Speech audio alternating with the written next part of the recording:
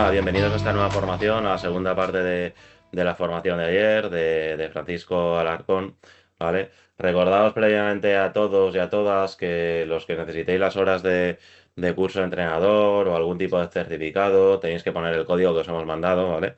Cerráis sesión en Teams, le dais al enlace, ponéis el código en vez de vuestro nombre y en principio ya estaría, ¿vale?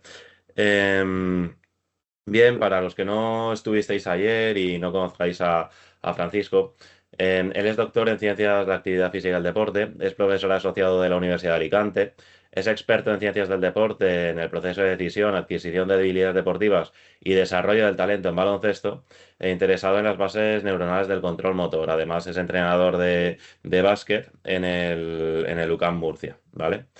Bien, la charla que nos dio ayer, la verdad es que estuvo muy interesante y bueno, y abrió un debate que estuvo también muy bien. Así que nada, os animo a que participéis, a que cualquier duda que tengáis se la consultéis, ¿vale? Y porque vamos, os puede ayudar, nos puede ayudar a todos. Y bueno, aprovechad que lo tenemos aquí con nosotros. Adelante, Francisco. Muy bien, bueno, buenos días a todos los presentes y a los que en un futuro podéis verlo. Y enlazando un poco con las palabras de Víctor y de lo que ocurrió ayer, que fue una introducción a cómo deberíamos preocuparnos por una formación integral del niño en la primera etapa y que va a permitir ir desarrollando pues esa posibilidad de adquirir esa habilidad, esas técnicas propias de baloncesto. Y vimos la importancia de que esos entornos de aprendizaje fueran ricos en variedad de estímulos, variedad de deportes, y sobre todo de procesos cognitivos que son afines a lo que nos vamos a encontrar en un futuro cuando el jugador deba de exponerse a un contexto tan complejo, ambiguo y cambiante como es un partido de baloncesto. Bien, esto no es continuo, pero no es directamente lo que vendría después. Yo me he ido a no a un extremo, pero una parte más alejada de la formación de jugador y que estaría un poco alineada a lo que estamos acostumbrados a escuchar o entender como ese momento de tecnificación de jugador. Y es un concepto que a mí personalmente detesto, pero que entendáis, que entiendo que hay momentos de mejora individual, de desarrollo de las necesidades de ese jugador que tiene una necesidad que cubrir y unas carencias que rellenar. Lo que pasa es que la palabra tecnificación pues hace alusión a lo que bien sabemos que es esa parte de la técnica. Y lo hemos mantenido en el tiempo, aunque realmente si analizamos lo que hacemos o lo que hacen los entrenadores, puede confundir, porque no es exactamente un trabajo de tecnificación, entendiendo como el desarrollo exclusivo de una mejora de un patrón de movimiento. Hace no mucho creíamos que las carencias que veíamos en un partido de un jugador estaban muy asociadas, pues a lo mejor a esa falta coordinativa o a esa falta de patrón de calidad que no tenía y que deberíamos dar, entendiendo como, bueno, que la memoria se guardan patrones, muchos, muchos, y le faltaba uno de ellos. Y entonces reproducíamos modelos que veíamos en otros contextos de calidad o de élite, pues en la tele o en los partidos, ¿no? Bueno, esto sabemos que no es así, que como bien ha dicho Víctor en mi introducción, en mi área de conocimiento, lo que yo me dedico en la universidad a investigar en los últimos 10 años en concreto el cerebro del deportista y sabemos que ni de lejos el proceso de aprendizaje de un atleta pasa por guardar en un sitio, en un cajón, patrones que se lanzan cuando el jugador cree conveniente, ¿no? Y selecciona. Por eso he decidido que llamarla toma de decisiones, porque en realidad constantemente lo que ocurre es una selección de acción. Pero como veremos ahora, tampoco es toma de decisiones, porque estoy aquí intentando pasar la diapositiva. Ay, porque no se toman decisiones como nosotros en nuestra cabeza podíamos entender. ¿Y qué entendemos por tomar decisiones? Pues ese proceso deliberativo, consciente, que me permite elegir entre dos cursos de acción y que se adecúa a un problema concreto. Bueno, esa toma de decisiones el deportista en realidad no la toma. No la toma porque lo que nos vamos a encontrar en la élite, o no en la élite, en un proceso donde el jugador llega ya a nuestras manos con mucha práctica, muchos años de experiencia, y digo mucho, con 15 años, a lo mejor ya lleva 8 o 10 años practicando, eso es mucho. Y lo que vamos a encontrar en ese proceso que estaríamos en lo verde, ¿verdad? Ayer nos estábamos centrados en lo azul, hoy estamos desarrollando las habilidades, lo verde, pero casi cerca del final, ¿vale? Esa parte de perfeccionamiento que sería transferencia óptima rendimiento, que sería lo rojo. ¿Qué ocurre en lo verde? Pues en realidad lo que ocurre en lo verde, ahora voy atrás, que quiero ir a un sitio aquí.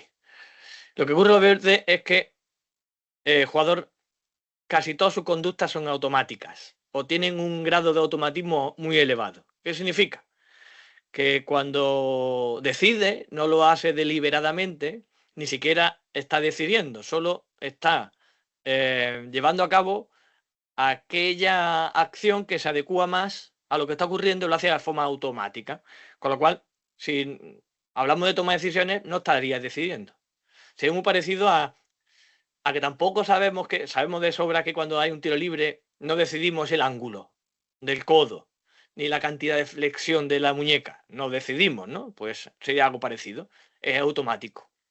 Entonces, lo que vamos atrás, lo que nos vamos a encontrar cuando entrenamos en periodos ya, como hemos dicho, en lo verde, que ya estamos hablando de, no son en la etapa de iniciación, enseguida acumulamos hábitos y esos hábitos se comportan de forma automática y por tanto lo que vamos a tener que trabajar con esta etapa es una desautomatización. ¿Qué significa? Que es un proceso bastante más complejo que el de adquirir algo nuevo, porque requiere afrontar que hay un problema, que lo que sueles utilizar para intentar solucionar el problema no es lo más idóneo y que hay que cambiar esa conducta por otra más adecuada. Y eso es muy complejo. Y parte por tener como entrenador herramientas de tutorización y de guía y saber que esto va a pasar por el proceso de choque y de que el jugador no está dispuesto. ¿Por qué no está dispuesto? Porque si algo está automático en su cabeza es porque en un momento de su formación le ha funcionado. Y aquí nos encontramos la primera reflexión importante. ¿Por qué ha funcionado cuando no debería haber funcionado? Pensar. En la primera etapa, cuando un chico se acerca sin mucha tutorización, un entrenador con cierta experiencia o con experiencia pero con el foco puesto exclusivamente en el rendimiento, ¿qué nos vamos a encontrar? Pues que se prioriza el resultado. Es decir, si yo tengo una capacidad física explosiva que me permite con un solo bote irme del mío, independientemente si voto con la mano más alejada del oponente, es decir, la izquierda en algunos casos, o voto con un cambio de dirección para intentar dejarlo atrás, me importa poco porque el resultado es lo importante. Entonces empiezo a habituar que, bueno, puedo conseguir éxito haciendo cosas que ahora me funcionan por mi superioridad física, atlética, de fuerza, pero que dentro de 2 o 3 años, cuando se igualen esas condiciones o cuando la defensa mejore, no me van a resultar útiles. ¿Qué ocurre? Que hay mal hábitos. Romper esos hábitos es lo que nos vamos a encontrar en esta faceta. Y eso es bastante habitual. Bastante habitual lo digo porque es habitual priorizar resultados de rendimiento en mini y en infantiles y no en la toma de decisiones, en la elección más adecuada a partir del entendimiento del juego. Aquí lo mejor no sería esto. A pesar de que sabiendo que haciendo esto vas a conseguir irte, meter canasta y yo ganar partidos, ¿no? Esto es yo creo que una primera reflexión. ¿Estamos dispuestos? Porque lo que vamos a encontrar es que cuando nos toque a nosotros estar en cadete o en junior, es que tenemos que deshacer el camino y eso cuesta mucho. Entonces, ¿dónde nos encontramos? Bueno, pues esto es una planificación, como vimos ayer, de largo plazo, otro modelo más como el de ayer, y que el desarrollo jugador, pues hay que pasar por diferentes fases. Y si estamos en esa etapa puberal o postpuberal, pues la creatividad y el uso de respuestas abiertas, que es lo que exige el juego, viene de una formación inicial rica, que es lo que vimos ayer, ¿vale? A mí me gusta este modelo, que es de Aurelio Ureña, fue profesor mío de voleibol, catedrático de la Universidad de Granada y 8 años seleccionador femenino de la selección española, y propone este modelo de aprendizaje a largo plazo. ¿Dónde nos encontramos exactamente ahora? Bueno, si veis el triángulo aquí a la izquierda, lo que estáis viendo es cómo deberíamos planificar la formación del jugador desde su inicio, que sería el vértice más arriba, el primer triángulo, de jugar por jugar, hasta llegar a dominar aquellas competencias relacionadas con aprender a competir y aprender a jugar. Nosotros estaríamos un poco en esos triángulos que os voy a señalar, que sería en la fase final de triángulo grande de arriba, el de la derecha, ¿verdad? Sería depurar la motricidad, depurar esas habilidades y transferirlas al juego para aprender a jugar, que sería esta aquí abajo. Estaríamos por aquí, ¿no? Sería aprender a depurar la motricidad, mejorar esa habilidad que poseo, adecuándola a esa decisión más eficaz y transfiriéndola al juego, ¿vale? Y transfiriéndola al juego de la mejor y rápida manera posible, ¿vale? Entonces, vamos a empezar a entrenar. Bueno, lo primero es quitarnos el foco del modelo tradicional que se centra en el entrenador, que es lo que he dicho antes. Entonces, centrarse en el entrenador es, yo tengo una verdad absoluta, yo sé la solución cuál es a los problemas que tú tienes y para mejorar tus carencias te digo ya la solución. Bueno, yo creo que hay que centrarse en otro foco, que es el jugador. Y cuando nos centramos en él, pues nos metemos en su piel y entendemos qué está ocurriendo. Y lo primero, como hemos dicho, es pensar que lo que tú ves no es que tenga mala fe, no es que no quiera esforzarse, no es que sea inútil, sino que tiene hábitos, como cualquier otra persona. Y a veces esos hábitos son más consistentes porque su flexibilidad es menor. Y tampoco tiene culpa de que tenga poca flexibilidad. Y esa flexibilidad viene muy dada por esas primeras etapas, digo, que ayer hablamos de la importancia de esa competencia motriz. Pero si nos encontramos con alguien poco flexible, con malos hábitos, lo que tenemos que es ayudarle. Bueno, vamos a hacer un rápido recuerdo de cómo decidimos, cómo deciden los jugadores, cómo deciden las personas. Bueno, tenemos dos sistemas. Hemos dicho, el rápido estaría asociado a esa capacidad automática, el lento a esa capacidad deliberativa, la razón. Claro, si lo que queremos es entrenar para que se adecue al deporte que es rápido e intuitivo, es decir, usar el sistema 1, pues deberíamos usar entrenamientos y estrategias de aprendizaje más cercana a lo que pasa aquí a la derecha, a un aprendizaje rápido e implícito y no tanto explícito. ¿Vale? Tradicionalmente siempre entrenamos aquí. Ahora bien, si tenemos que desautomatizar, y hemos dicho que va a ser el 90% de las ocasiones, nos toca hacer explícito parte de ese aprendizaje, con un trabajo de descubrimiento guiado o una instrucción directa que se base en algunas pautas.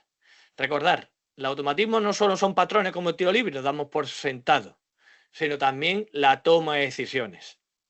Decidimos de forma automática, por lo tanto, en realidad no estamos decidiendo, ¿no? Así que volvemos a automatizar. ¿Qué requiere la práctica automática? ¿Por qué hemos llegado ahí? Volumen muy elevado de repeticiones, con calidad. Claro, esta es la clave. Si la hacemos con poca calidad, se automatizan malas decisiones. Y para que ese automatismo se transfiera al partido, se tienen que dar las condiciones del partido a nivel físico, psicológico, táctico y técnico. Claro, queremos corregir conducta automática. ¿Qué hacemos?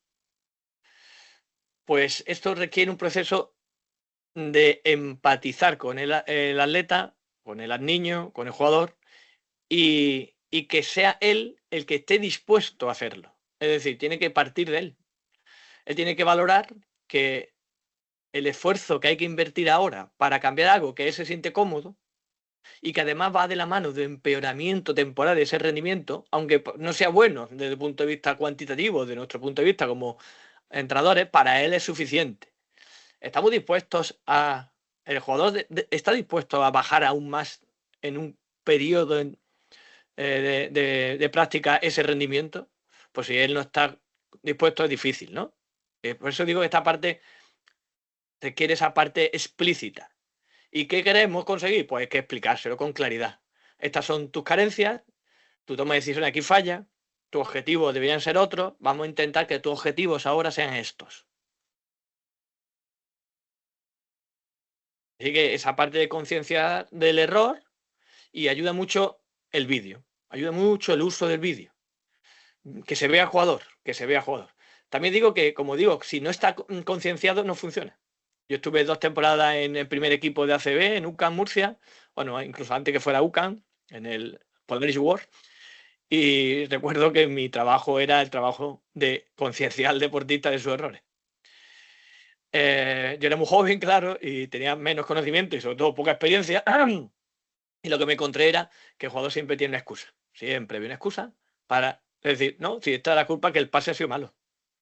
Aquí bloqueo, aquí bloqueo no me ha bloqueado. No, es que, es decir, como no habíamos trabajado previamente esa concienciación, si estaba dispuesto o no, y lo hacíamos de forma rutinaria, pues no funcionaba. Si la visualización de imágenes funciona si tú estás dispuesto a verte y sentir que el error es parte de tu responsabilidad y que estás dispuesto a asumir que hay que trabajar para cambiarlo. No es algo estanco, no es algo permanente, es algo momentáneo. Y esa parte me pasó ayer en el entrenamiento, ¿no? Una jugadora, estábamos trabajando lanzamiento, no eran toma de decisiones, sino. Y claro, se estancó y como ella tiene una autopercepción de yo soy buena tirando y fallo mucho, bloqueo. Y ese bloqueo pasa por concienciar del error. Y el error es parte del aprendizaje y no es lineal, además. Hay momentos, hay días que son peores y momentos y días que salen más fluidos. Y concienciar a las personas de que no soy ni bueno ni malo, sino que ahora no meto y hay error y podemos mejorar, pues es muy importante, ¿no? Así que el establecimiento de objetivos compartidos con el atleta es fundamental, ¿vale? Después hay que programar el trabajo, hay que practicar de forma consciente cuáles son los objetivos. Cuidado, los objetivos, no los patrones de movimiento. Ni siquiera las decisiones a tomar, los objetivos. Es que esto es importante. El jugador debe ser consciente y debe tener en su memoria qué objetivos le deben guiar en esa práctica de desarrollo individual. Pero no tiene por qué saber la solución, la conducta concreta, ni siquiera la elección de en qué momento, sino si mi objetivo es, ahora veremos algunos, lograr ser más vertical, objetivo, lograr esconder más mi intención, objetivo, lograr dificultar más la recuperación del oponente cuando le ataco en el sentido contrario, son objetivos muy generales, que caben muchas posibilidades. Y deberemos partir de objetivos grandes. Y por tanto, ese refuerzo debe estar orientado a ese objetivo y no al resultado. No al resultado que es el objetivo del juego. Así que vamos a intentar, teniendo claro esto, teniendo claro la guía, asegurar que la práctica sea de calidad. Y vamos a empezar con algo que es bastante difícil, bastante difícil. Y es conocer el juego. Vosotros como entrenadores, los que tenéis más experiencia, conocéis el juego. Pero seguramente lo conocéis de forma intuitiva.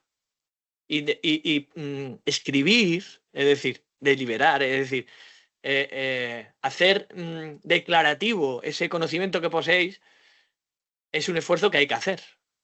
Y por suerte hay bastantes libros o sitios donde ese conocimiento está escrito. Nosotros, David Carden y yo, en un esfuerzo en su momento, hicimos un trabajo de jerarquizar los objetivos y darle forma desde los generales, que es lo que estáis viendo en la pantalla, a los específicos, hasta que se convierte en una conducta. Tenemos algunos manuales, uno de ellos publicado en la Federación Andaluza de Baloncesto, la formación que tienen los técnicos. El de segundo nivel tiene un proceso más complejo, pero no están publicados todavía. De primer nivel ya lo están y hablamos de ellos, ¿no? Y por suerte para nosotros, esto ya es común. La formación del jugador pasa por la formación del entrenador y esta formación pasa por entender mejor el juego. Y pongo aquí un ejemplo de Luis Riera como pionero en ese cambio de paradigma. Al final, lo que queremos es no acumular muchas acciones, patrones, que creemos que se van a acumular en un sitio y que después el jugador va a seleccionar, porque le decimos que si esta pasa, vamos a hacer esta. Lo que hay que darle la oportunidad de que entienda el juego, de que entienda los porqués y los cuándos. Los cuándos y los porqués están asociadas al éxito y la calidad. Y vamos nosotros a entender el juego. Vamos a hacer un pequeño esfuerzo ahora. Venga, todos sabemos que lo que buscamos cuando jugamos uno contra uno, es decir, estoy atacando, vamos a centrarnos en el jugador individual, de forma individual, es conseguir encestar, y para ello, que es un objetivo del juego y muy general, aparecen otros objetivos. Si no tengo y poseo el balón, no puedo hacerlo. Por lo tanto, conservar el balón es prioritario. Este objetivo tiene un problema. Y es que se automatiza muy pronto. Y empieza a generar un problema de futuro. Todos los niños priorizan la conservación, porque lo primero que tienen es el miedo a perderlo, por su falta de habilidad del dominio, tanto de la acción de bote como la acción de mientras me desplazo sin botar, lanzamiento en carrera, de habilidad para mantener el balón sin perder otro objetivo. ¿Cuál es el otro objetivo fundamental? La medida que un niño protege el balón, ¿qué hace? ¿Qué conducta hace cuando empieza? Se pone de espalda cuando bota, de lado. Cuando quiere arrancar, cruza la pierna para poner el cuerpo, parte de su cuerpo, entre el balón y el adversario. ¿Sí o no? Eso es lo habitual. Habitual. Si encima es físicamente fuerte, más que el defensor, con esa conducta además se va y consigue lanzar. Pero empieza a habituar malas conductas que no le permiten tener una posición más vertical. Es decir, una orientación de su cuerpo, su hombro, más rápida de ejecutar una salida directa al aro, más vertical. ¿Sí? Claro. Esto ya nos permitiría detectar posibles problemas y errores del jugador. Muy básico, ¿verdad? Muy básico. Muy básico. Porque, insisto, la intención guía la acción.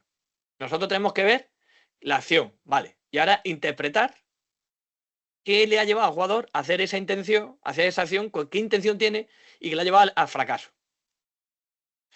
Por tanto, determinar esa intención, analizamos la conducta a partir de esa intención. Nosotros que conocemos el juego, conocemos las intenciones, podemos detectar si hay un problema de que no ha elegido bien o que la ejecución de esa acción le falta calidad biomecánica. Así que conducta y acción son distintas, ¿vale? Acción solo es la parte coordinativa y conducta requiere esa parte perceptiva, decisional, de entendimiento de lo que hay detrás, que es ¿por qué y cuándo? Así que tenemos los objetivos generales, que serían estos: objetivo de ataque, consigue encestar, pero en la medida que estoy atacando también tengo que evitar que me encesten, ¿verdad? Y si nos centramos en conseguir encestar, sería lanzar con el menor grado de oposición, es decir, que mis gestos, mis técnicas y mis decisiones me permitan que cuando vaya a lanzar esté o no esté el defensor cerca, o esté detrás, o esté lejos de mí. Pero también hacerlo de la manera más eficaz posible, y eso pasa por ser lo más vertical posible. Y si una persona, un jugador, está en un contexto de equilibrio defensivo, es decir, el defensor está delante y con un centro de gravedad que permite reaccionar a sus acciones, y lo suficientemente cerca para evitar el tiro, ¿qué tendríamos que hacer? Pues mejorar mi capacidad de generar ventajas, de conseguir desequilibrar al defensor, ¿sí o no? Y este desequilibrio puede venir por tres tipos o dos. Vamos a poner, a empezar por dos. Por la posición o por la distancia. ¿Qué significa? Por distancia es una de las cosas de lo que mi experiencia me ha llevado a ver que peor se automatiza. O peores hábitos he visto. Es decir, la distancia de tiro es que mi uno contra uno, cuando yo juego uno contra uno, el defensor va a tender a defender el aro. Va a tender a separarse de mí y va a tender a dar mi distancia, porque entiende que tengo poca eficacia. Entonces me concede parcialmente el tiro para no ser superado, ¿cierto o no? Ahora la respuesta es, ¿y el jugador en esa etapa inicial aprovecha ese espacio? Lo que vemos que no. ¿Por qué? De nuevo, porque el entrenador prioriza conseguir canasta. Y es más fácil que se vaya, a pesar de que me da distancia, e intente lanzar cerca, que tenga que tirar de lejos. De lejos está hablando de 5 metros, ¿eh? Entonces vemos niños en mini que el defensor le da distancia, que arranca y le da más distancia. ¿Y qué hace el atacante? Entiende el juego, aprovecha esto. Yo le llamo la ley de espacio-tiempo, ¿eh? Más espacio me da, más tiempo tengo para lanzar. Si mi objetivo es tener tiempo para lanzar, tengo que generar más espacio. Y aquí aparece lo que vemos después en los expertos, que el último 10 años se ha puesto de moda, como los movimientos de separación moving, lo llaman los americanos, que te permite alejarte para lanzar en última instancia, pero no solo para lanzar. Ese momento de alejamiento me permite mantenerme orientado a canasta, poder botar por delante y ser rápido, ¿verdad? Esos movimientos de separación, si yo no aliento, el jugador no lo interpreta como una opción que me permite lanzar. ¿Por qué? Porque si lanzo y fallo y el entrenador no me alienta a seguir intentándolo y a veces hasta me castiga, pues lo que encontramos es que el jugador no tiene interiorizado esta ley de espacio-tiempo. Es decir, que decide muy mal si ahora puede lanzar o no. O decide muy mal si tiene tiempo suficiente. O no intenta generar más tiempo. O no intenta generar más distancia de separación en ese movimiento de step back, por ejemplo. No aparece en su repertorio. Y si aparece, es de poca calidad. ¿Por qué? Porque tiene malos hábitos. Vamos a suponer que, venga, ahora tenemos ese problema, el niño no lo domina, es cadete, no está habituado, pues, ¿qué hacemos? Pues vamos a conseguir seguir avanzando con un principio fundamental, es dificultar la acción del oponente. No dejar de votar es importante para dificultar la acción del oponente. Y esa posibilidad me permite la otra, es generar distancia. Pero claro, perdón, posición, es decir, superarlo parcialmente. Es decir, que parte del defensor no esté en la línea que une el aro con el balón. O la orientación, que es otro tipo de ventaja. Por ejemplo, aquí lo podéis ver, ¿no? Esta primera de la izquierda de Chacho sería una ventaja por posición. El defensor no está en la línea que une el aro, está solo parcialmente. Claro, aquí como veis viene de un bloqueo, ¿no? Pero en el uno contra uno tenemos que ser la capacidad de generar nuevas líneas de ataque, ¿verdad? Esos espacios que me permitirán avanzar. Sin, como hace Chacho magistralmente, he puesto Chacho no de forma casual, sino causal, es seguramente el manejador que ha habido más eficaz a la hora de mantenerse siempre orientado a canasta con su hombro, ¿verdad? Ese bote lateral sin perder la orientación, sobre todo de su hombro, le permite siempre con poco tiempo ser muy eficaz. A pesar de no ser gran jugador, sobre todo en su última etapa, muy explosivo, ¿no? Esta otra aquí que veis a la derecha, si veis en la línea al aro con el balón, la defensora se encuentra, pero todos podéis entender que es una ventaja, ¿no? ¿Estáis de acuerdo? Es una ventaja. Lograr esto es una ventaja, además, si interpretar lo que está pasando es que el atacante la está aprovechando. ¿Eh? ¿Qué está haciendo el atacante, verdad? Cambio de mano, ¿no? De su izquierda a la derecha, ¿verdad? Por delante. ¿Por qué? Porque va a buscar ¿qué? Atacar la espalda del defensor que tiene una orientación, una pierna muy adelantada, ¿sí? Que le va a impedir que cuando esta jugadora quiera ocupar este espacio a su espalda, pueda reaccionar a tiempo. Ese es lento. Moverse a su espalda es lento. Pero esto es una interpretación de juego. El jugador debe adquirir este conocimiento. Esto es una ventaja que hay que explotar. Porque una cosa es generarla. Hemos llegado ahí, se ha generado. Y otra cosa es explotarla, ¿verdad? Así que explotar la ventaja, en este caso espacial, vendría por eso. Venga. Primero por aprovecharla desde un punto de vista tanto temporal como espacial. E insisto, esa parte espacial es que tengo poco tiempo para usarla y que para que yo a nivel temporal sea eficaz, tengo que ser vertical. E insisto en el uso de tu cuerpo y en el uso de conservar el balón sin tener que poner mi cuerpo por delante. Es decir, haciendo un bote de alejamiento, haciendo que un bote sea más lateral, haciendo un pequeño movimiento de separación, pero manteniéndome con mi orientación frontal a la canasta. Sí, esto es conocimiento. Entonces, cuando analicemos nuestros jugadores y queramos mejorar su toma de decisiones, vamos a ver qué hace en este contexto de tengo ventaja, ¿cómo la exploto? Y después, mantenerla. Bueno, la eficacia temporal es, evidentemente, tenemos una necesidad de hacerlo muy rápido. Muchas veces las decisiones son buenas, pero lentas, ¿no? Hay jugadores que, a pesar de su lentitud, la explotan muy bien. Y sobre todo porque esta segunda parte, la de la derecha, la de mantenimiento de ventaja, son la hostia. Perdón la forma de hablar. Porque es que hay jugadores que son lentos, pero es que una vez generada la ventaja es que no la pierden. Entonces la mantienen. ¿Cómo? Pues aumentando ese equilibrio o evitando recuperar. ¿Y cómo evitan recuperar? Fijaros cómo va desglosándose el conocimiento, ¿eh? De objetivos muy generales, encestar, para abajo, para abajo, para abajo. Que son más específicos, ¿verdad? Y estos objetivos son los que nosotros nos pueden detectar las carencias del jugador en ese momento de desarrollo de sus carencias, ¿verdad? ¿Y cómo evitamos? Estamos en evitar recuperación del oponente. El jugador tiene ventaja, ya sea por orientación, ya sea por posición, ya sea por distancia, y entonces tenemos que explotarla porque la mantenemos. Una forma de mantenerla es no mostrarle intenciones. Si quiero realmente hacer un cambio de mano, si vamos atrás, aquí todo está interpretando que va a haber un cambio de mano, que sí. ¿Y por qué? Porque hay información ahí que nos lleva a entender, por nuestro conocimiento, que va a haber un cambio de mano. Pues eso es una carencia de la jugadora. Porque tenemos que conseguir que el jugador o la jugadora haga un cambio de mano sin dar información previa de que va a hacer un cambio de mano. Si queremos mejorar su calidad. Claro, dice, es que no hace falta, claro, porque mi liga es una mierda, estamos en cadete zonal y no hace falta. Y hago un cambio de mano haciendo que todo el mundo lo sabe, ¿no? Y a tomar por culo, ya, pero cuando sube al oro al siguiente año o sube a junior y eres de primer año y los otros son de segundo, esto ya no te sirve. A mi hijo le pasa, hace el cambio de mano así, antes lo hacía muy bien y ahora hasta el apuntado sabe que hace un cambio de mano por delante. Y claro, tampoco es rápido. ¿Qué ocurre? El defensor está más que con antelación en el sitio donde va a cambiar de mano. O sea, tiene que aprender a esconder sus intenciones, mostrando lo que quiere hacer.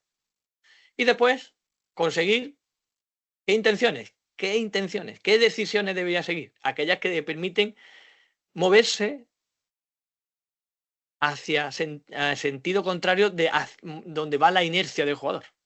Que el jugador, en ese movimiento de yo me quiero ir de ti, ¿sí? Yo me quiero ir de ti. Yo me quiero ir de ti, aquí. Y yo tengo que interpretar ¿esta ventaja la puedo mantener? Pues lo tiene que interpretar el jugador. Porque aquí la clave es la anticipación de lo que va a pasar en el futuro. El muchacho, con su experiencia, sabe, me va a llegar. Se va a poner delante. Ahora bien, eso no significa que haya perdido mi ventaja. Porque viene desequilibrado, con una orientación mala y con velocidad e inercia. Así que eso la voy a explotar. Entonces es cuando desacelera escondiendo esa frenada y haciendo el cambio de mano. O, en cambio, percibe que es capaz de seguir. Que es capaz. ¿Y cómo? Pues se acerca. No sigue lineal, porque sabe, sigue lineal, al final va a llegar. ¿Y qué hace? Contacta. Busca el contacto físico. Entonces su movimiento no es lineal, sino cruzado, porque se acerca al defensor. Es decir, que hay dos formas, o cruzándose de trayectoria o buscando el contacto físico.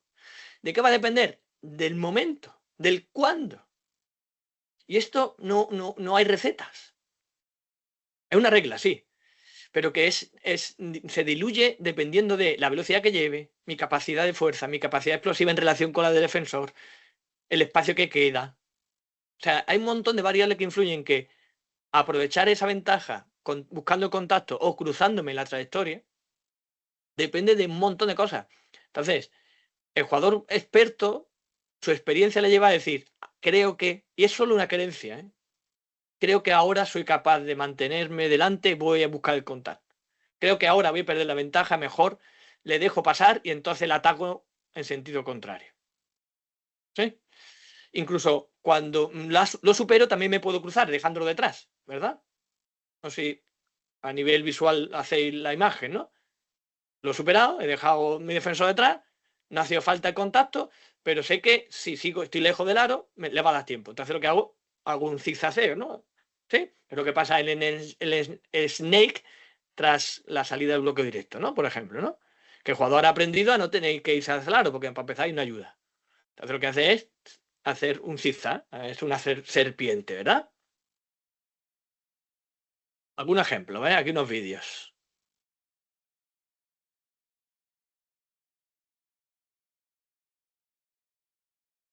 Esto es la imagen de antes, ¿verdad? ¿Lo veis? En realidad lo ha hecho mejor de lo que yo pensaba, ¿no? Recordaba su capacidad de cambio de mano.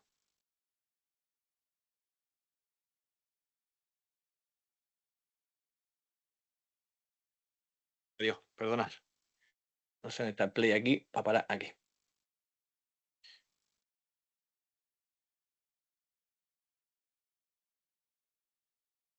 Joder, le doy, perdonad. Es que le doy y se me va a la siguiente. Ahí. Aquí, ¿lo veis? Justo, es cuando, es que es muy importante el cuándo. El cuándo es importante. ¿Cuándo cambio de mano? Fíjate que ahí es que cuando cambio de mano, pero la ventaja, mira qué vertical sale. El siguiente bote, mira qué lejos es del primero, ¿verdad? Ha conseguido ser vertical a pesar de que ha cambiado su orientación. Y ahora está, ya he tomado la decisión. Ahí ha tomado la decisión. Viene con inercia, con mala orientación la otra defensora que debe superar. Frena, intenta mantener la orientación frontal, ¿lo veis? Fijaros cómo no cruza. Fijaros cómo su pierna izquierda no se cruza para proteger, a pesar de que está cerca. ¿Qué hace? Ralentizar el bote, bajarlo y desacelerar. Es como un snake, ¿verdad? Y eso le permite salir con su derecha por delante, ¿verdad? Y con un bote bajo consigue el éxito, ¿vale? Esto la de antes, la del Chacho. Fijaros aquí la del Chacho con las intenciones. Lo voy a poner primero y después vamos a analizarla.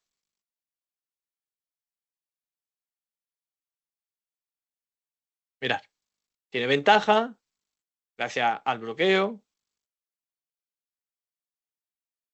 pero tiene una ayuda. Esa ventaja es parcial. Tiene la posibilidad de Gasol del pase. El defensor también lo sabe. Y es Gasol. ¿Qué hace el Chacho? Fijaros en el gesto técnico, en su intención y en su elección. Ahí. ¿Qué diréis que va a pasar ahí si no hubiera visto la jugada? ¿Qué va a pasar? Porque hay una pequeña preíndice de pase.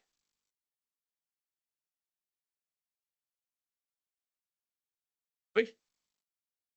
Es decir, ¿escondió su verdadera intención? No lo sabemos, porque no estamos en la cabeza del Chacho. A lo mejor la intención del Chacho era pasar a Gasol. A lo mejor lo que ha pasado, y esto es una reflexión que tenemos que hacernos, es que lo que ha habido un cambio de intención, es decir, que ha elegido, que su selección ha cambiado, que ha sido flexible. Y ahora ha dicho, perdón, pero veo que te has cambiado de tu posición, el defensor, y no va a llegar a mí de nuevo avance sin pasar, ¿verdad? Y vertical, un apoyo largo, y lo deja detrás la extensión, ¿verdad?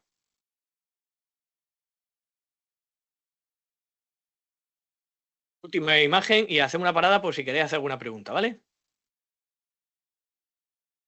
Otro bien conocido, Donji en su etapa de Real Madrid. Vamos a verla entera y analizamos su conducta, ¿vale? Diréis, ¿qué pasa ahí? Muchas cosas. Mira, ventaja por distancia. Sabemos que amenaza, ¿no? Esto le pasa lo contrario, ¿no? Nadie tiene duda de que va a poder tirar en la medida que pueda. Con su defensor y amigo.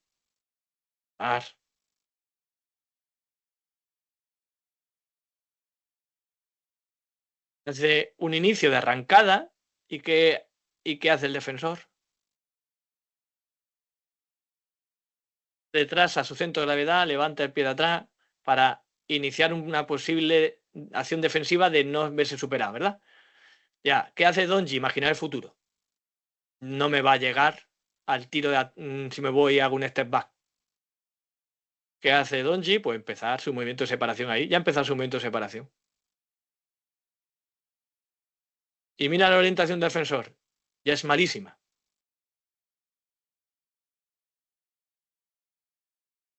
Un bote hacia atrás.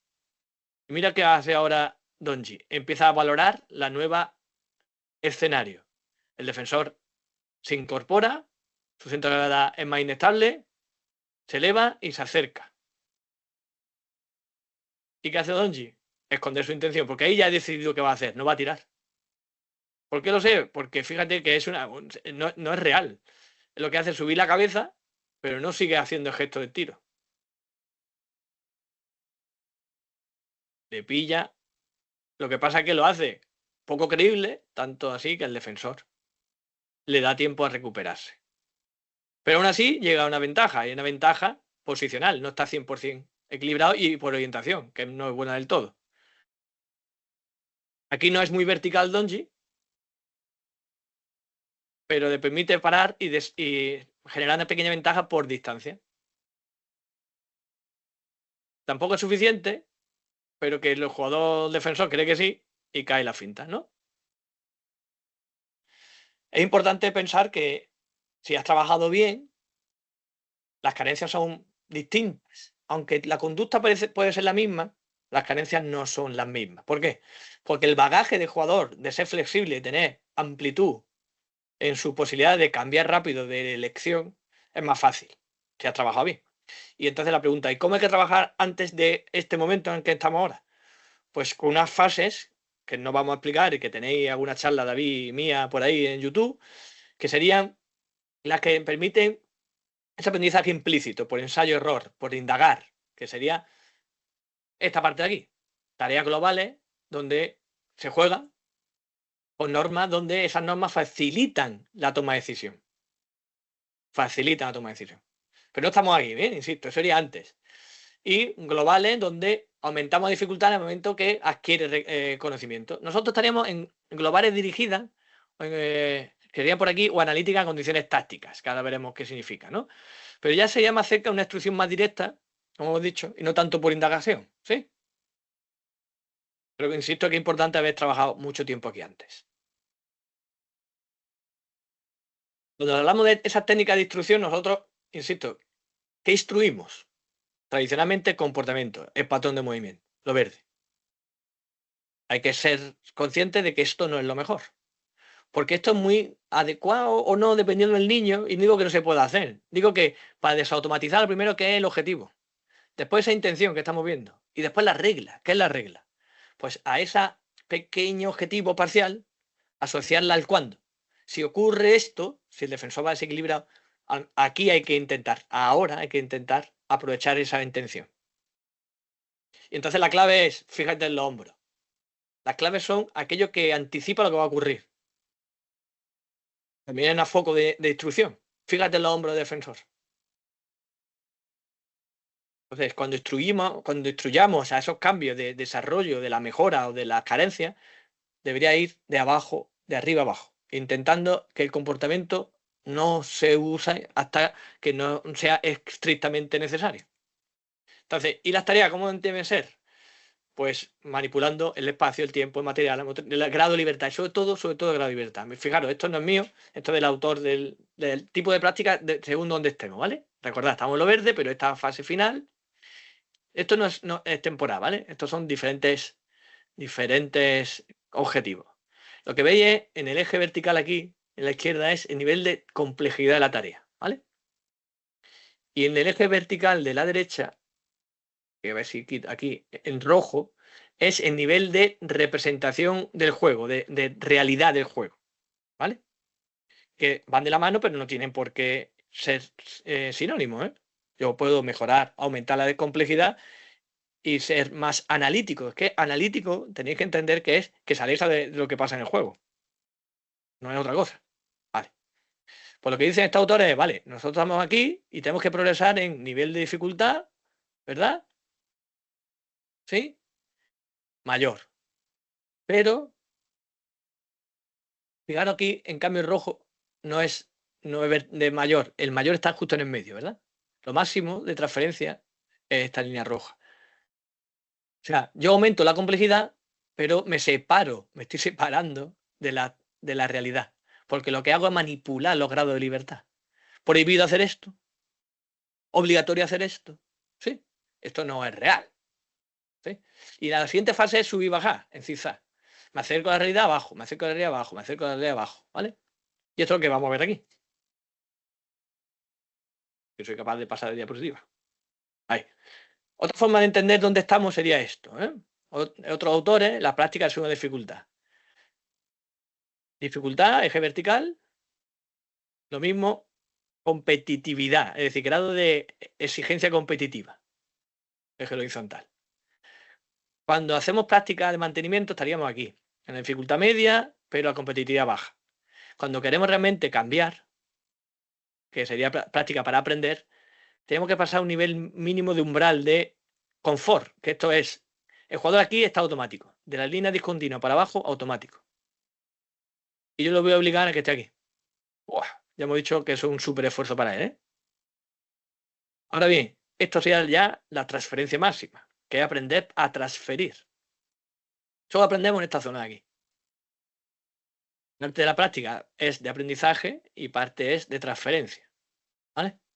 ¿Qué es cambia? El nivel de competitividad de la tarea.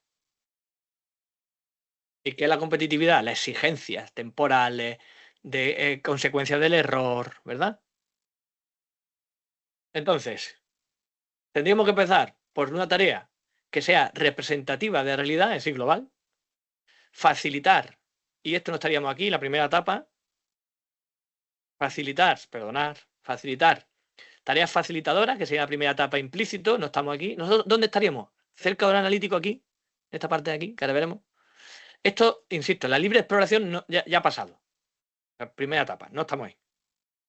Pero nos interesa ver si necesitamos adquirir reglas nuevas o lo que tenemos que cambiarla, ¿verdad? A lo mejor la tiene, pero lo que tenemos que ajustarla. Insisto, esto no es el objetivo de este seminario. Pero en la primera etapa lo que hacemos es bajar el aprendizaje de las necesidades técnicas. Es decir, jugar mucho juego, como vimos ayer, ni siquiera de baloncesto. Porque así aprendemos a interpretar el juego. Mejoramos la táctica. ¿Vale?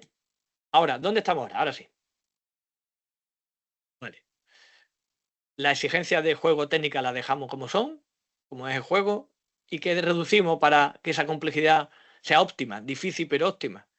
La cantidad de decisiones que el jugador puede tomar. O sea, lo que hacemos es coger un trozo del juego, reducirla, cogerla y nos llevamos al entrenamiento.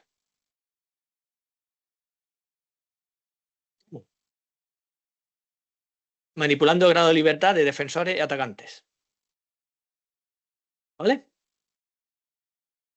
¿Cómo? Con normas de prohibición, prohibido meterte en este espacio, de obligamiento, obligado a entrar en este espacio, de puntuación. Vale doble la canasta que si te mete en este espacio. ¿Sí? Entonces, eso de los espacios, de las normas, está basado en tu conocimiento. Tú sabes que si pasa eso, se va a convertir en ese problema que yo quiero que resuelva. Ese problema que no soy capaz de resolver en el juego real. Porque no explota la ventaja, porque no mantiene el contacto, porque. ¿Vale? Y lo sé, que va a aparecer, porque entiendo el juego. ¿Cómo son estas tareas? Por tanto, nosotros lo llamamos globales dirigidas. Tareas que limitan la acción física de los jugadores, como el espacio. No puedo utilizar ese espacio. El tiempo. No puedo utilizar ese espacio de móvil más de un tiempo determinado. El móvil. A mí esto es muy importante. El móvil. ¿Por qué? Porque a veces el móvil se convierte en la forma de disminuir el grado de libertad del defensor y no está 100%. Tú le das un balón al defensor en sus manos y ya no tiene las manos disponibles para quitarme el balón. Entonces, esas conductas habituales de ponerme de lado o de espalda ya no aparecen o no deberían aparecer porque el objetivo de quitarme el balón ya desaparece. No me puedo quitar el balón. Es decir, estoy delante tuya, evito que avances, incluso evito que puedas tirar, pero cuando no en las manos, pero no te lo voy a robar. ¿Sí? No te lo voy a robar. Después tareas que limitan la acción técnica. Prohibido hacer esto, no puede hacer cambio por delante. ¿Por qué? Porque está habituado solo a resolver el problema por cambio por delante, prohibido cambio por delante. ¿Vale? Prohibido ponerse de espalda, que lo hacemos mucho, prohibido ponerse de espalda. Prohibido. Esos cambios son más analíticas, son tareas más analíticas porque lo que te permite hacer son pocas cosas ya, ¿verdad? Y global en condiciones tácticas es parecido, pero lo que hacemos es el contrario, es el defensor que pasa a hacer lo mismo, ¿vale? Pero eso es una distinción. Así que estamos en esa zona azul que he dicho, ¿vale? Pautas concretas y tareas concretas. Venga, lo primero es practicar adoptando esto es la tarea que me permite que el problema se repita, pero tengo la tranquilidad que la solución puede ser distinta. Y es lo que ya se ha llamado, se ha denominado repetir sin repetir. ¿Por qué? Porque repite el problema, resuélvelo. Y a veces lo resolveré con cambio de intenciones y a veces lo resolveré con ajuste de la intención. ¿Qué ajusta la intención? Lo que he dicho. Si mi intención es no mantener la verticalidad, no perder la orientación frontal, pero conservar el balón, pues ajusto haciendo que mi bote sea un poquito más lejos, porque antes me la he quitado. ¿Sí? La repetición no hay una repetición, un patrón de movimiento. Lo que hay una repetición de problemas que tienes que resolver. ¿Vale? Ejemplo. Uno contra... Vale. Defensor pasa... El defensor tiene balón y le pasa al atacante, ¿vale? Y una vez que pase debe rodear la puerta que hay abajo, por detrás. Es una acción de juego, basada en que yo he pensado que ahí se va a solucionar un problema. Un problema que en ese momento los jugadores no serían capaces de solucionar. O sea, hay un defensor segundo que se activa cuando el atacante pasa. Se defiende, el atacante empieza en el cono, puede ser movimiento estático, este defensor, este espacio no lo puede usar, tiene que, y además, pasar por aquí. Es decir, este jugador anticipa una acción posible, el defensor se va a encontrar aquí. Ahora, ¿dónde va a estar? No lo sabe. Puede que te lo encuentre estable, puede que lo encuentre lejos y ataque, puede que lo encuentre inestable y le ataque en el sentido contrario, no sabe. Pero se va a repetir, con lo cual es más fácil que entienda. Tiene máximo 2 botes, ¿vale? Otra limitación. Y tiene la obligación, en este caso, ¿vale? No tiene por qué, de mantener la orientación frontal. No, la primera pierna que entra en el triple no puede ser la contraria a la mano que bota. Otra limitación, grado de libertad. No cumple. ¿Qué hace? Proteger. Tiene miedo. No ha conseguido tomar una decisión adecuada que le permita, sobre todo porque sabe que no puede hablarlo porque está de defensa, ¿verdad? Te busca movimiento de moverlo y atacarle en sentido. A él. La intención no es mala, pero su calidad no es buena. ¿Vale? Pues repite. Misma tarea, misma tarea, misma tarea, misma tarea. Variante. Puede tener una opción más y es, vale, si yo veo que no tengo bastante ventaja, cambio. Lo obligo a que haga otra cosa el defensor. Vuelvo. Así incentivo esa. Las variantes yo la uso mucho la de vuelve, deshaz tu camino. Sepárate. Encuentra otra opción. Entonces, en esa otra opción le pongo facilitada la decisión. ¿Por qué? Porque el defensor va más desequilibrado. En este caso, el defensor, si vuelve, de nuevo no puede pasar por aquí. Ha entrado en izquierda a izquierda, se puede salir ahora y el defensor tiene que rodear esa puerta. ¿Sí? Ahora tiene que interpretar de nuevo, ya estamos como chacho, ¿verdad?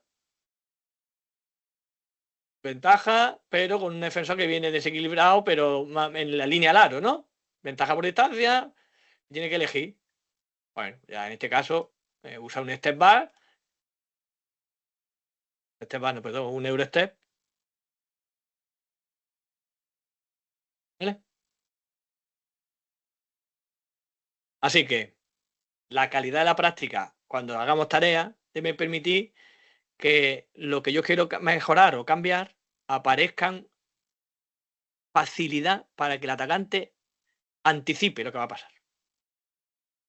Es decir, coja información cinemática del defensor porque se va a repetir. No se va a repetir porque diga repite gestos, sino que el defensor siempre empieza al mismo sitio, aunque el defensor tiene libertad de llegar más rápido, más lento, separarse más, separarse menos dentro de las restricciones que le hemos puesto. ¿Vale?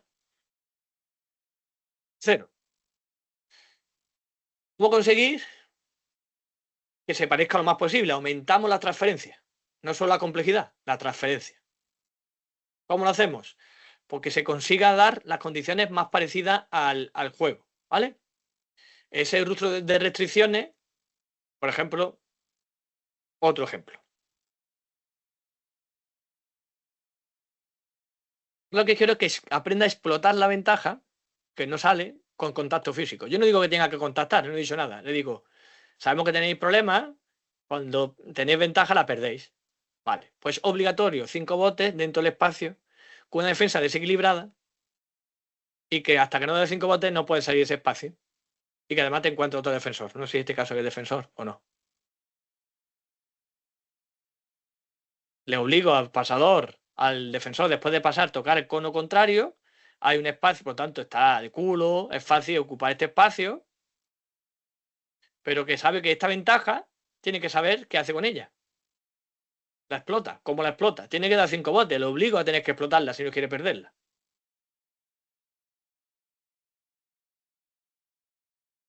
Claro, a nivel técnico, si nos gusta, fíjate cómo usa su zancada al máximo y se cruza.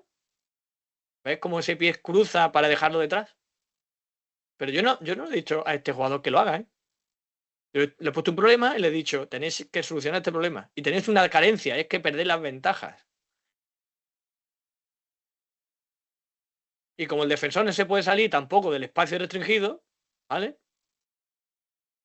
Y una vez de los 5 botes, ahí la ha perdido, ¿no? Pero tiene que mejorar, claro que sí. Variante, solo un bote. Ahora cambia totalmente. Ahora no, el objetivo no es explotar la ventaja con el contacto físico, es que tiene un bote. Es que y además debe salir por el lado contrario, fijaros.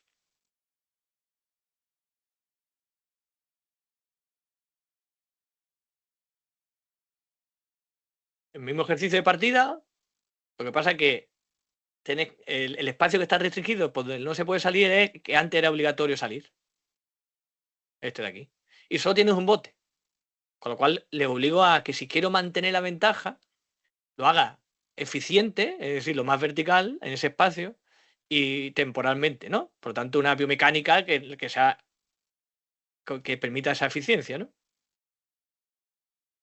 Y una vez dentro aparece otro defensor y de nuevo tenéis un bote, ¿no? O en este caso dos botes, perdón. Igual, cruza, como parecía de antes.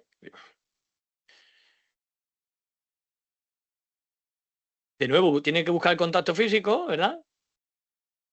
Pero otro tipo de contacto físico, ¿verdad? Ya no de explotar, sino de cruzarme para atacarlo, ¿verdad?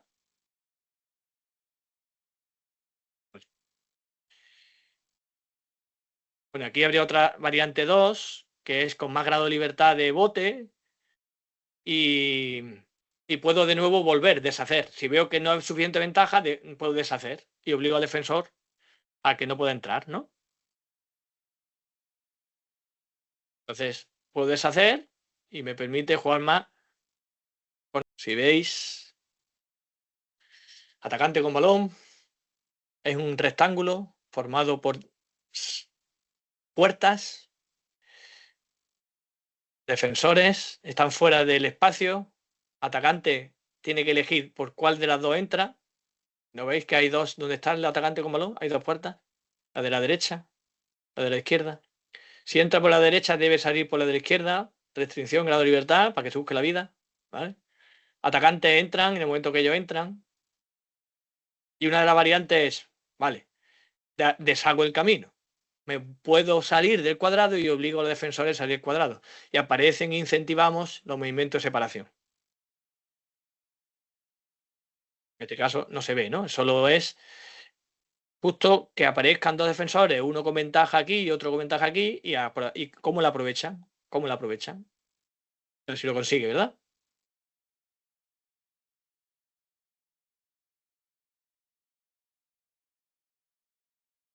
Ahí no ha esperado.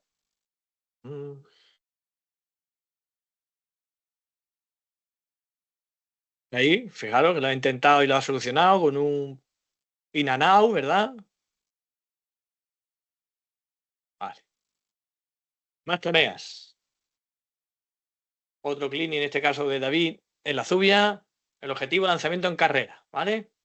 Si veis los conos, hay una línea de conos. El atacante está por el exterior, el defensor detrás.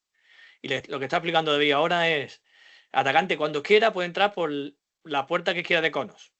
La primera, la segunda, la tercera, cuando quiera, o la última, ¿vale? Y el defensor tiene que ir por la misma puerta, tiene que entrar por la misma. Como empieza detrás, tiene que aprender a mantener contacto para no perder esa ventaja. Pero el atacante, perdón, el defensor, además, David mete una variante y es que cuando le diera gana al defensor, se puede meter también, ¿verdad? No sé si lo explica aquí. Vamos a ver, a ejecutarlo.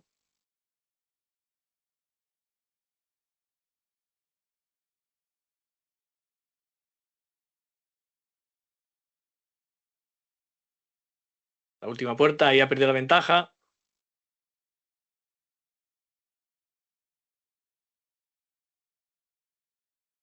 Fijaros ese bote, ¿verdad? Más tareas. Otra, en este caso, de Ferran, que bien lo conocéis. Uno de los grandes maestros que tenemos en este país de diseño de tareas, para el desarrollo del talento del jugador. Trabajando con los chicos de la alquería. Trabajo de finalización de nuevo, dependiendo de lo que haga el defensor por arriba o por abajo. Perdón, dependiendo de lo que elija el atacante por arriba o por abajo. ¿La veis? ¿La explico? El defensor viene, generamos un desequilibrio, ¿cómo? Tiene que tocar el cono, ¿vale? Y ahora el atacante elige si por arriba, por aquí no se puede pasar, ¿vale? Por arriba o por abajo. Cometen errores defensores, pasan por medio, pero no se puede, ¿eh? No se puede. Debería pasar por detrás, ¿eh? El defensor, ¿vale? Y pase al contrario, sin votar, finalizar, ¿vale? Y es continua, ahora hace defensor, sale otro, toco. Es cierto, perdonad que me he equivocado, el defensor elige el cono que toca. Toco de arriba, el atacante va por abajo.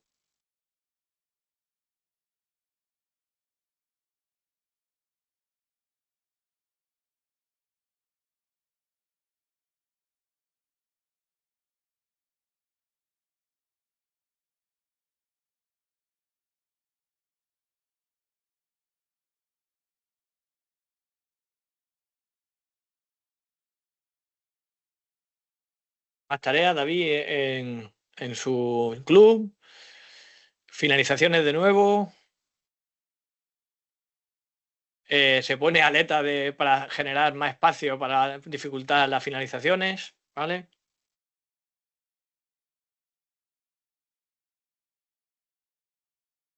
Reciben de espalda la obligación, no creo que no tienen bote en este caso, vienen de un espacio concreto.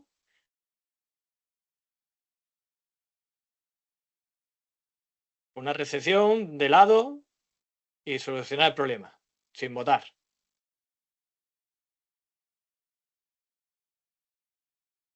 Una tarea, una variante de esta. Ahora se produce con dos defensores, con una recepción también de espalda. El primer defensor solo es pasivo y el siguiente es que puede generar problemas.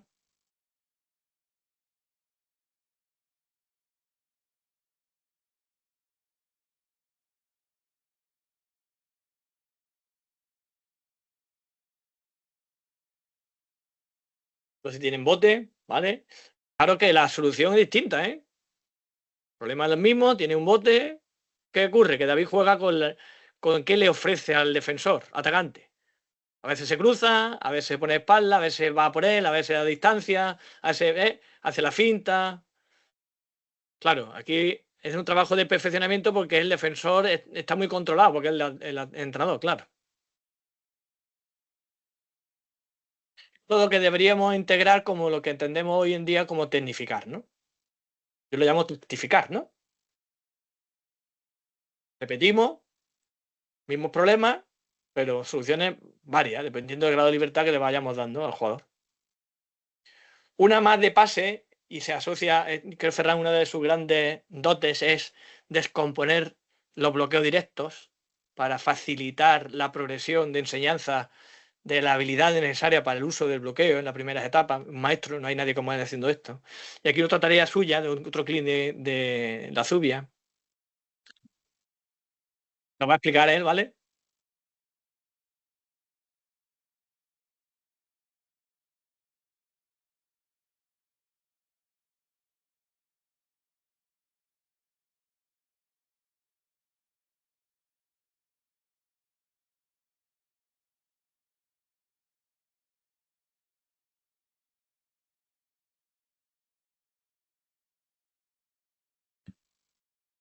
Lo que está explicando Ferran a los chicos es que el jugador que tiene balón tiene que entrar en este rectángulo, este cuadrado, y el defensor tiene que estar detrás, ¿vale? A partir de ahí, estos dos, uno ataca, otro defiende, que se colocan abajo, allí abajo, ahí, ahí. Vienen, empiezan aquí,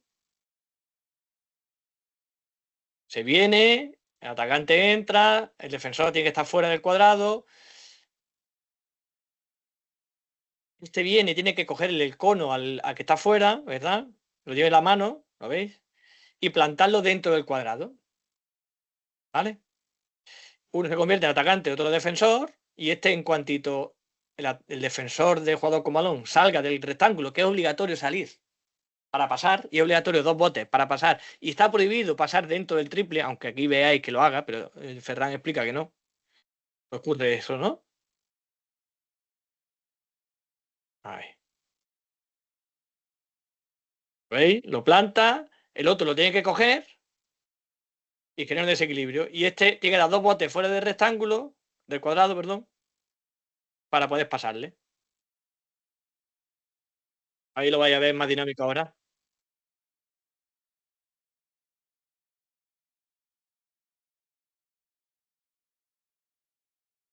Y lo ha hecho mal, ataca, no puede.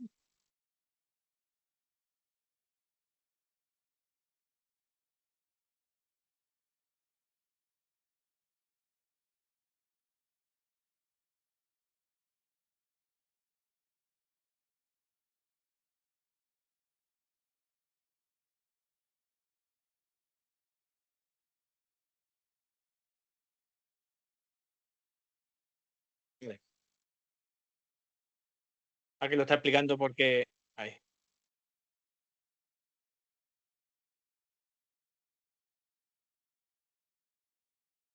De este tipo de tareas estaríamos hablando, recuerdo, estaríamos hablando, nos quedan ya 5 minutos, estaríamos hablando, y perdonad porque se alarga un poco, de lo que hemos dicho aquí arriba, ¿verdad? En la zona. Ahora vamos a hablar de esta zona de transferencia, que es el morado. La distinción es que se parece más a la realidad, que no son juegos con tantas reglas y tantas prohibiciones, que son los que está de moda el small game, los juegos reducidos, es decir, 2 contra 2, 3 contra 3, y hay reglas, por supuesto, y sobre todo hay una orientación a que se produzca lo que hemos practicado en situaciones anteriores, ¿vale? Lo que pasa es que aumentamos la transferencia. ¿Y cómo lo hacemos? Aumentamos las consecuencias del error, aumentamos o disminuimos los tiempos de ejecución, reforzamos o castigamos conductas, ¿sí? Y cuando hablo de castigar es si el objetivo es no ponerse de culo y te pones de culo, balón por tu equipo. Si el objetivo es que en 2 botes tiene que pasar de la acción de bote y no lo hace, balón por tu equipo. Si el objetivo es mantener el juego dinámico y hay que recibir movimiento y recibes parada, balón por tu equipo. ¿Sí? Pero estás jugando en situaciones de jugada de 3 contra 3, medio campo, todo campo, transiciones, dependiendo del objetivo. ¿Vale? Entonces, estaríamos aquí, en la transferencia, ¿vale? En la transferencia. Claro, para que esta calidad, perdón, para que esta dificultad sea alta, aquí lo que subimos es las exigencias. La tarea, lo que está es la estrategia que usamos como entrenador. La estrategia. Provocando eso, aumentando la consecuencia del error, sobre todo los no visibles, que esto es un término que me gusta mucho, error no visible, ¿cuál es? Porque el que no te castiga el juego. Tú no cierras rebote, pero coges rebote, es un error. No has cerrado rebote. Ahora, el juego sigue. Entonces, castigar, no cerrar rebote, a pesar de que lo has cogido, porque el objetivo es que tú después le vayas al partido y no coges rebote, ¿sí? Aumentamos la exigencia de esos errores. Y aumentamos la exigencia competitiva porque aumentamos la carga emocional. Y lo hacemos porque hay mayor consecuencias de las que estamos habituados en el entrenamiento y que se parecen algo, un poquito, a lo que pasa en el partido, que normalmente son mucho más grandes, porque un partido no se puede igualar a las consecuencias emocionales de fallar, ¿verdad? Pero tenemos que intentarlo. ¿Cómo? Nosotros hemos demostrado científicamente que no es lo mismo tirar un tiro libre diciendo, bueno, haz serie de 10 y cuenta, a ver cuántas mete, competimos, a ver quién mete más, ¿verdad? Que decir, serie de 10, pero si fallas 2 seguidas, restas una en tu cuenta. Si fallas 3 seguidas, te vas a 0 a la cuenta. Y si fallas la de 9 a 10, que es la última, que es la importante, pierdes. Estas consecuencias son mayores que meter 10. Porque las emociones que suscita el error se parece un poco a lo que va a pasar en el partido. Tiene una consecuencia. Y si las consecuencias además son colectivas, es decir, que atienden, por ejemplo, transición, contraataque, mete contraataque, muy bien, pon tiro libre. Aunque si falla ese tiro libre, no vale la canasta y además castigamos a tu equipo por ese error. Coño, qué malo ya, pero es que después llega un partido, hay un tiro libre crucial y no toleramos esa frustración, no tenemos la estrategia para afrontar ese estrés. Entonces, inoculamos estrés para aumentar esa exigencia y que se transfiera más, ¿vale? Y eso un poco sería el cómputo general de cómo adecuarnos a ese desarrollo de jugador. Estamos hablando de etapas puberales, postpuberales, ¿eh? No estamos hablando en mini, No estamos hablando en premini, no estamos en siquiera infantil. Esta última es parte de las exigencias mentales, ¿vale? Vale, yo volviendo un poco a la pregunta que te he hecho antes, sí que es verdad que al final iba un poco encaminado a lo que has explicado después, ¿no? A generar situaciones bueno, que tengan ese parentesco con la realidad, ¿no? Pero que a la vez están, pues, un poco condicionadas. El problema que yo me encuentro es cómo generar una situación que vaya condicionada a lo que yo quiero, pero sin que llegue a ser suficientemente, o sea, quiero decir, excesivamente, ¿cómo decirte? No condicionada, no me sale la palabra, sino prohibitiva, ¿no? En cuanto a nivel de toma de decisiones, ¿no? Al final yo quiero que pase esto, pero claro, al final lo que pretendo también un poco es que el jugador o la jugadora como tal pueda tomar una decisión o pueda tomar otra decisión. Al final, si Claro, yo genero una situación en la que solamente hay una opción, eso no es una toma de decisiones, ¿no? O sea, al claro, final lo que claro, quiero es que hayan varias decisiones, ¿no? claro, claro. Y que bueno, y que una puede estar bien, otra tampoco puede estar mal, y bueno, y también se pueden equivocar, evidentemente, ¿no? Entonces, al final, para mí lo complejo es eso, y la pregunta iba un poco encaminada por ahí, no sé exactamente si me Es estoy una buena explicando. reflexión, Víctor. Es muy buena reflexión y yo creo que hay tiempo para todo y hay necesidades siempre dependiendo de dónde nos encontremos. Yo me hago esta reflexión también, ¿eh? A mí estas tareas últimas, o algunas concreto que, no la última, sino la que, como dice Víctor, no hay decisión, sino hay una repetición. Aunque tú des libertad de cómo ejecutar, ¿no? Pero estás planteando un contexto, realmente, a mí eso sí trabajar en analítico, ¿no? Cuando yo he puesto el diagrama ahí y la palabra analítico medio, serían esas tareas con oposición, de finalización, por ejemplo, la de Ferran, ¿no? ¿Hay que trabajarla? Yo creo que sí, claro. Pero creo que antes tenemos un montón de tiempo y oportunidades para elaborar un bagaje más rico, porque si no, el riesgo que cometemos, y creo que Víctor va por ahí tu reflexión, Sí, es que el jugador deje de ser flexible y llegue a tener la posibilidad de ser creativo en la respuesta que da y adaptativo a los cambios constantes. correcto. Entonces, si hay que priorizar, porque tenemos poco tiempo, lo analítico nos lo saltamos. Y cuando digo analítico es mi analítico, no lo de algunos entrenadores. Y mi analítico son esas tareas cerradas, porque son cerradas. Porque hay poca decisión, poca ambigüedad, poca incertidumbre que resolver. Entonces, ¿dónde nos encontraríamos? Pues yo me vería más arriba, un poquito más arriba. Más arriba es donde, como dice Víctor, haya más necesidad de tomar decisiones, que sean más abiertas. Y eso es vuestra experiencia la que lo va a dar. Es decir, que el grado de libertad sea menos reducido. Entonces, ¿qué va a ocurrir? Que vosotros os vais a poner nerviosos. ¿Por qué? Porque no tenéis el control de la situación. Entonces es cuando tenéis que hacer ese esfuerzo de pensar, el centro no soy yo. Porque aquí yo estoy para construir escenarios de aprendizaje. Y a veces, además, el aprendizaje es no lineal, no se produce en una línea constante. Son oportunidades. Mira, otro día decía un psicólogo sobre la crianza, ¿eh? No tiene nada que ver, pero para que hagáis una analogía, la crianza como padre, ¿no? Preocupado de mi hijo, adolescentes. O sea, la clave al final es no cagarla mucho. Es decir, ser un padre mm, óptimo, pues ser un entrenador óptimo es suficiente. Es decir, creer que nosotros tenemos, si nosotros no aprenden, o que tienen que aprender justo lo que yo creo, o la solución es la que yo tengo en la cabeza, cuando después resulta que los jugadores son súper, ¿no?, creativos joder, ¿quién domina la Euroliga? Jugadores que son como Campazzo. ¿Y cómo se ha construido Campazzo? Pues por suerte seguramente porque ningún entrenador ha estado limitando constantemente ese grado de libertad, ¿no? Lo que pasa es que nos sentimos más seguros si controlamos eso y después llega el partido y tenemos esa transferencia rápida. Ahora, ¿a qué apostamos?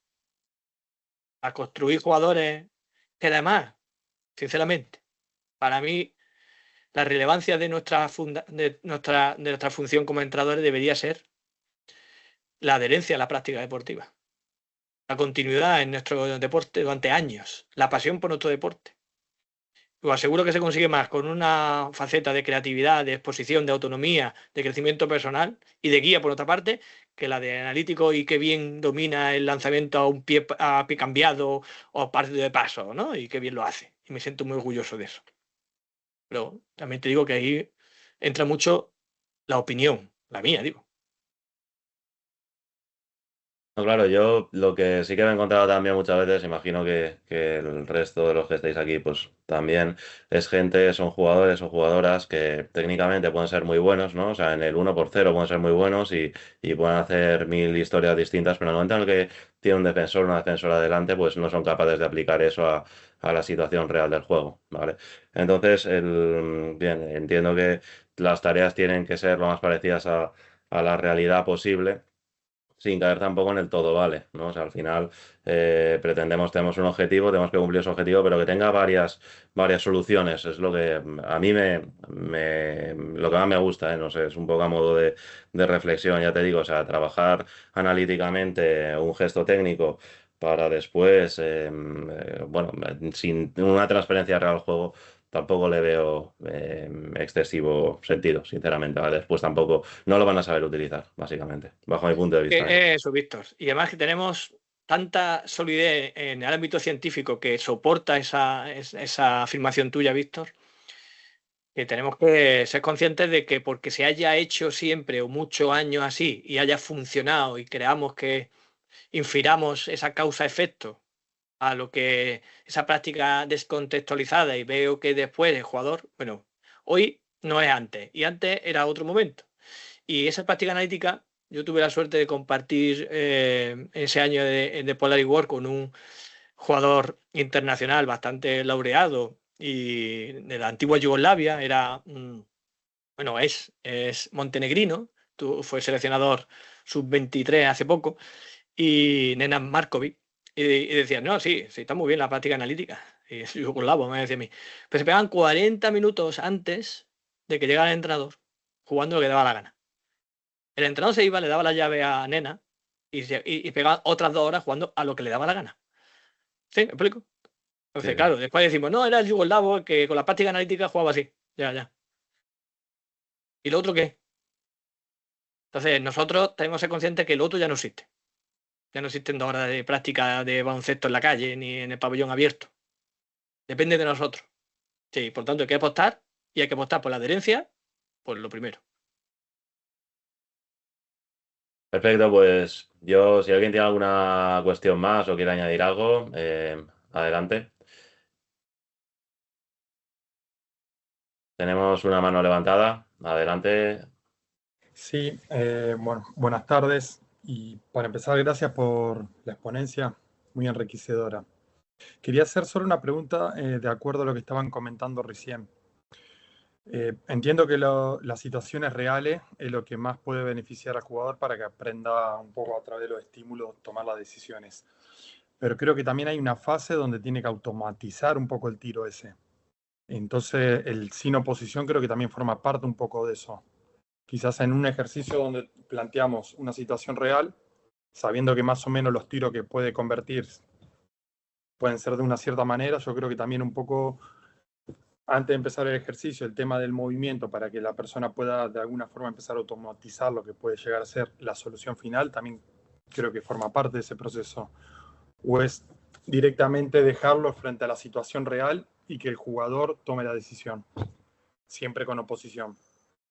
A ver, yo creo que el debate no debería centrarse en oposición sí o oposición no, creo.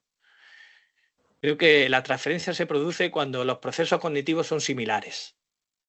Y los procesos cognitivos están asociados al grado de incertidumbre que soporta la persona cuando en el momento del partido debe tomar una decisión. Entonces, además estamos mezclando porque una cosa es la toma de decisiones, si tiro o no tiro, si voto o no voto, y otra cosa es la ejecución de un gesto complejo como el tiro, ¿no? Claro, fíjate, incluso cuando alguien tira en un partido, en contexto donde tira es bastante estable, porque si no el acierto es bajo. Es decir, no hay oposición, o un grado de oposición muy baja, ¿no? Pero aquí lo que estamos hablando, es lo que yo creo, ¿eh? es que si veis de dónde debemos partir de que claro, esto es largo, es largo, entonces no sé si os voy a aburrir. Como yo he dicho al principio, las decisiones no se toman porque las automatizas. O sea, tú tomas muy pocas decisiones en un partido, el jugador no está deliberando qué hago, corto, no corto, para empezar, porque muchas se automatizan por el entrenador, estilo de juego. Dentro de su versatilidad va a tomar la decisión, dentro de lo que él sabe hacer. Pero la tiene automatizada, no la toma. Entonces, Claro. es que el sistema, claro, en nuestro sistema tenemos dos sistemas. El 1, que es automático, y el 2, que es deliberado. En el 2 tomamos decisiones. ¿Voy al gimnasio o me voy a la cama? ¿Sí? Pero en el momento que la tengas automatizada ya no decides. Pero claro, pero ese rango de automatismo incluye voto con la derecha o con la izquierda, voto hacia adelante o hacia atrás, voto más bajo o más alto, el siguiente voto cómo es. Claro, ese ajuste de tu comportamiento a las demandas del contexto se automatizan porque el contexto está ahí. Es decir, el cuándo, insisto, es muy lo importante de aquellas habilidades continuas, como el bote, ¿no? Otra cosa es el tiro en contexto de estabilidad. ¿Sí? A la medida que yo repito, estabilizo mi conducta. Y si repito mucho, se automatiza. La pregunta es, ¿riesgos? ¿Hay riesgo de automatizar de más? Claro, cuando ese automatismo no me prepara para anticiparme, mira, esta diapositiva de aquí, voy a compartir de nuevo. Esta diapositiva de aquí es extraída de un artículo recién publicado hace meses que dice, ¿qué hacen los expertos en deporte de equipo para actuar bien? Anticipan. ¿Y cómo anticipan? Usan dos fuentes de información. La sensorial, es decir, la cinemática del movimiento, los hombros del adversario, el espacio que hay entre el adversario y yo, y la contextual, que es la verde, que es la preferencia del oponente, sé quién es, sé que le gusta, la capacidad de acción que tiene el oponente, la mía respecto a él, el marcador en ese momento, es decir, pero la clave es que está anticipando, y anticipa de tal manera que lo hace milisegundo a milisegundo. Y milisegundo a milisegundo el sistema nervioso es capaz de predecir qué puede ocurrir a partir de esta información contextual y sensorial y ajustar la siguiente acción. Y puedo ajustarla de tal manera que cambie hasta mi biomecánica. Y esa biomecánica lo que hace es que pegue un toque de muñeca porque he ajustado, porque he predicho que el defensor me lo va a quitar. Entonces, si yo le quito al defensor, quito la posibilidad de que aprenda a anticipar y por tanto preparar la siguiente acción. Que la siguiente acción cambia milisegundo a milisegundo.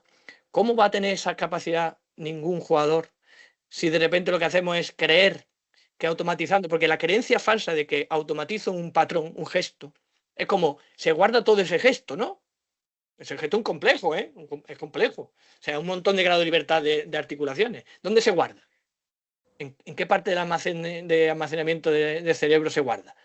¿Hay un sitio que se guarda un patrón de movimiento? No existe así, no funciona el cerebro así. Quitarlo de eso de la cabeza. Lo que hay es unas reglas biomecánicas básicas y que momento a momento las reajusto. Por eso hay variabilidad tan alta entre expertos. Por eso un experto cuando tira un tiro libre, entre un tiro y otro cambia su biomecánica, es distinta. Y sabemos que en la medida que eres más experto, tienes más variabilidad. Es decir, que cambian más. ¿Por qué? Porque lo que tienes bueno es tu capacidad de detectar el error. ¿Dónde? Pues en la muñeca. ¿Dónde? En la cadera. ¿Dónde? En la rodilla. Porque tu capacidad de decir, con esta velocidad, la que ha implementado mi tobillo, mi cadera, no es suficiente. Mete retroversión de cadera. Y entonces el sistema de ajuste mete más velocidad. Y eso no es que vaya a guardar un patrón, sino que va ajustando las posibles consecuencias de los errores que va detectando. Y esos errores pueden ser biomecánicos para conseguir el objetivo de lanzar un tiro de larga distancia, o esos errores que detecto pueden ser de intenciones. Con esta intención no voy a superarlo, mejor me separo. Entonces, entiendo que es difícil, ¿no? Aquí, menos una charla, Pero tened en cuenta una cosa, el sistema nervioso, el sistema de control y ajuste que tenemos para que mi habilidad sea eficiente, depende de la anticipación. Y depende de tener mucha experiencia en contextos similares. Y esa experiencia me permite ser fino en detectar y predecir el posible error. Entonces, si descontextualizamos, perdemos la oportunidad de ser... Mira, ya sabemos con estudios experimentales, que si tú le pides a un sujeto que desacelere después de una carrera a máxima velocidad, pero tú le dices ¿cuándo? Allí, tiene que desacelerar allí. Cuando analizamos su biomecánica, el impulso de las fibras musculares, sabemos que empieza a desacelerar metros antes. Y sabemos que la cantidad de fibras musculares que ha puesto en marcha para ir a 100% es inferior que si no tiene esa información. Cuando un jugador desacelera en un partido para dejar atrás un Irving, ¿no? Y que en esa frenada, ¡fum!, el defensor se va y tú te quedas plantado ahí y dices, vaya biomecánica más bonita. Y tú dices, la voy a repetir, pero sin defensor, para que la tenga automatizada. Pero es que ese movimiento no se parece el que va a ejecutar cuando ha dicho, hostias, que no voy a superar a este defensor, me voy a frenar ahora. Y eso ha sido en ese momento, justo en ese momento que iba a 100%. Si tú le dices, frena allí, el cerebro dice, ¿para qué voy a ir hasta allí corriendo? A 100%. Porque ir a 100% es poner en juego tus fibras musculares, ruptura de fibras musculares. ¿Para qué voy a ir? Entonces, anticipaba de la mano incluso de la biomecánica. Entonces, querer reproducir biomecánica sin poder anticipar son biomecánicas poco transferibles, porque no se parecen a la que se va a tener que poner en juego en ese momento de frenada, cuando he decidido cambiar de intención. Ya no me voy a meter una bandeja, no voy a poner freno. Perfecto. Creo haber entendido bien. O sea, hay que tener Yo lo muy entiendo. en Esto es un cuenta. cambio. Mm. Es difícil, yo lo entiendo. Hay que tener muy en cuenta porque de acuerdo a cómo uno presenta el ejercicio, el jugador va a manifestar de una forma u otra. Sí, entendí. Y aún No así, sé cómo explicarlo bien todo ahora, pero entendí lo que me acabas de... con y este aún así ejemplo. yo no digo que, como he dicho con Víctor, en un momento determinado que tú detectes que todo esto llega a un punto de falta de mejora, que hay estancamiento, y tú crees que pues que por falta o demasiados miedos en contexto abierto o demasiado automatismo y tenés que decir, no, antinatural, porque quiero que tenga el recurso antinatural y haga, pues lo hacemos, no pasa nada. Pero antes ha venido una fuente de información mucho más real. Bien. Bueno. A ver, te ayuda. No, sí. Solo me queda esta pregunta en cuanto a lo que me diste la información. Obviamente que toda esta pregunta lo hago pensando en el equipo donde estoy entrenando. Claro. Entonces, claro, ahora yo lo que veo es que tienen mucho esta tendencia de hacer el tiro flotadora. Entran a 1,5 metros de la canasta, lanzan para arriba.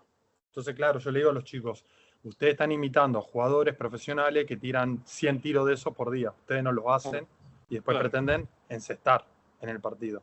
Entonces, por eso era mi pregunta. Si los veo haciendo eso, generar algún ejercicio donde ellos puedan tener esa entrada sin exigirle un automaticismo, sino más bien dejándole abierto a la que ellos vayan de alguna forma mejorando calibrando mejor ese tiro. Al final es generar necesidad. Si tú quieres que lo que tú percibes que no está siendo eficaz porque no están tomando la decisión más acertada según tu criterio, pues generan una necesidad. Nadie aprende inglés yendo a la academia. Aprende inglés yéndose a Inglaterra o a Estados Unidos. Sí. Perfecto. Muchas gracias. Nada. Vale, ¿alguien quiere aportar algo más? ¿Alguien quiere decir algo?